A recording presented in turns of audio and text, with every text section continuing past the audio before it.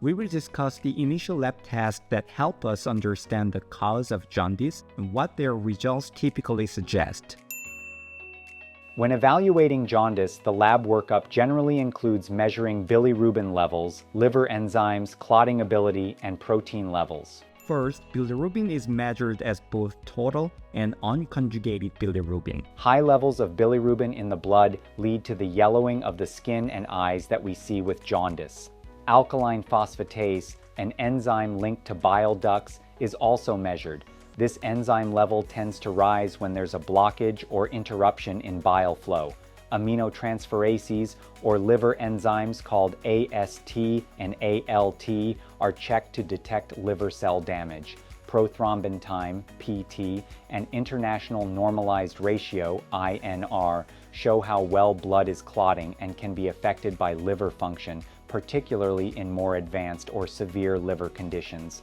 Albumin, a protein made by the liver, may be low if liver function has been chronically affected. We interpret these lab results by looking at specific patterns, which can guide us toward understanding the type of liver or bile duct injury involved. For example, in a cholestatic injury pattern, we typically see alkaline phosphatase levels that are disproportionately high compared to AST and ALT levels. This pattern suggests issues with bile flow, like a blockage in the bile ducts, and bilirubin levels may also be elevated. If there is a hepatocellular injury pattern, the AST and ALT levels are significantly higher than alkaline phosphatase, which points toward liver cell damage, often from conditions like viral hepatitis or other liver diseases. In some cases, the lab results may show isolated hyperbilirubinemia, where only the bilirubin level is high, and other liver enzyme levels, like AST, ALT, and alkaline phosphatase, remain normal. This isolated increase in bilirubin can indicate certain inherited conditions affecting bilirubin metabolism, among other possibilities.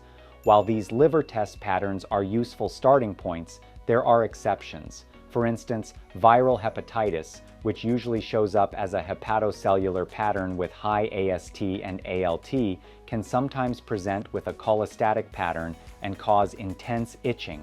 In patients with high levels of conjugated bilirubin, we focus on whether the problem might be due to bile duct obstruction or certain genetic conditions affecting bilirubin processing.